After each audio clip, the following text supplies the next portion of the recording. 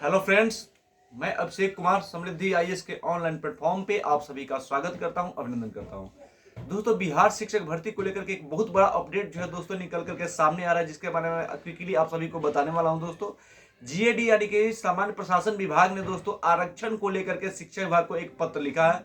महिलाओं के हॉरिजेंटल आरक्षण को लेकर यानी कि हॉरिजेंटल रिजर्वेशन को लेकर के सामान्य प्रशासन विभाग ने बिहार सरकार के शिक्षा मंत्रालय को जो है एक पत्र लिखा है। इसमें हॉरिजेंटल आरक्षण को लेकर के कंप्लेन की गई है दोस्तों कि वर्टिकल रिजर्वेशन क्या है, हॉरिजेंटल रिजर्वेशन क्या है। इन सभी मुद्दों पर मैं दोस्तों बात करूंगा। ये वीडियो जो है आप सभी के लिए बहुत ही इंपॉर्टेंट होने वाला है। साथ ही आप सभी को बताऊंगा कि टीआरई 3 और टीआरई 4 में इस रिजर्वेशन का क्या फायदा होने वाला है, क्या नुकसान होने वाला है, क्या बिहार के अंतर्गत जो है वो महिला आरक्षण जो है वो खत्म हो जाएगा। इन हर एक मुद्दों पर दोस्तों मैं बात करूंगा। साथ ही आपको बताऊंगा कि कैसे जो है अभ्यर्थियों ने, खास करके पुरुष अभ्यर्थियों ने इसको लेकर के कंप्लेन किया है कि 50% आरक्षण को लेकर के 35% आरक्षण को लेकर के ये मुद्दा क्या है। ये हर एक पॉइंट पर दोस्तों मैं बात करने वाला हूं।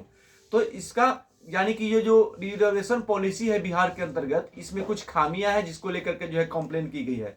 और इसका टीआरई 3 और टीआरई 4 पर क्या असर पड़ेगा, टीआरई 4 पर क्या असर पड़ेगा, इसमें महिलाओं को फायदा होगा, इसमें पुरुष कैंडिडेट को फायदा होगा, इसके बारे में दोस्तों मैं पॉइंट टू पॉइंट बात करने वाला हूं।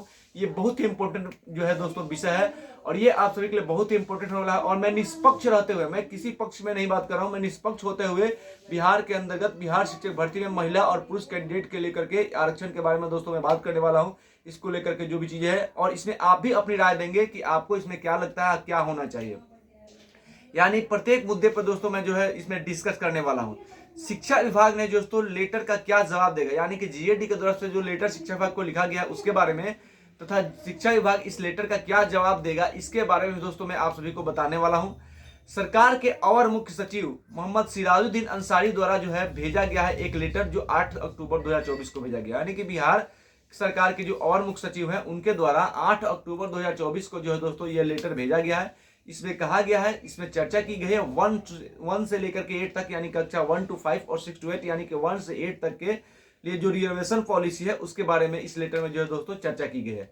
इस लेटर में है क्या कि कुछ पुरुष कैंडिडेट, उनका नाम मैं नहीं बताऊंगा, लेकिन कुछ ऐसे पुरुष कैंडिडेट हैं जिन्होंने सामान्य प्रशासन विभाग यानी कि जीएडी को और बिहार के शिक्षा विभाग को कंप्लेन किया है और उन्होंने पूछा है कि 50% आरक्षण जो है हॉरिजेंटल महिला आरक्षण यानी हॉरिजेंटल जो आरक्षण है उसको ठीक से पालन नहीं किया जा रहा है। यानी कि बिहार के अंतर्गत 50% जो हॉरिजेंटल रिजर्वेशन है महिलाओं के लिए, उसका ठीक से पालन नहीं किया जा रहा है और इसमें पुरुषों के हक को जो है वो खत्म किया जा रहा है। जो पुरुष का हक है वो उनको नहीं मिल रहा है, उसमें भी जो है महिलाओं का जो है वो प्रवेश होता जा रहा है।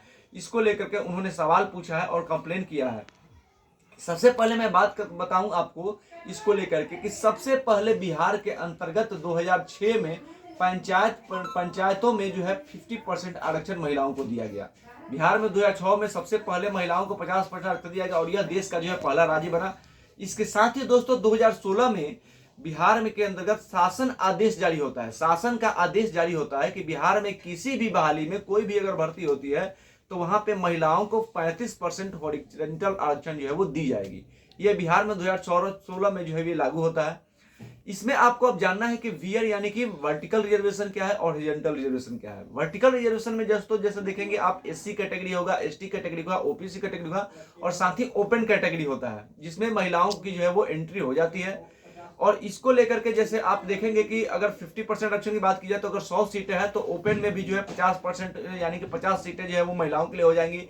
एससी कैटेगरी है तो उसमें भी 50 हो जाएंगी, एसटी है तो उसमें भी, यानी कि जितनी सीटें है उसका 50% महिलाओं के लिए हो जाएगा।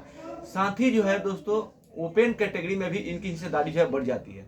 तो ये क्यों हो रहा है, इसको लेकर के जो है जवाब मांगा गया है। और साथ ही दोस्तों इसको लेकर के जो है बिहार के अंतर्गत 50% आरक्षण का जो मुद्दा है, इसको लेकर के इस पर जीएडी ने शिक्षा विभाग से स्पष्टीकरण मांगा। यानी कि ये जो पुरुष कैटेगरी कैंडिडेट है, इन्होंने जब इसको लेकर कंप्लेन किया है तो इसको लेकर के लेटर के माध्यम से शिक्षा विभाग से जो है वो जीएडी ने जब स्पष्टीकरण मांगा है यानी जवाब मांगा है। इन अभ्यर्थियों का कहना है कि अदर स्टेट में यानी कि या फिर अदर वैकेंसी में, शिक्षक भर्ती को छोड़ करके दूसरे किसी वैकेंसी की बात की जाए तो वहां पे 35% आरक्षण दिया जा रहा है।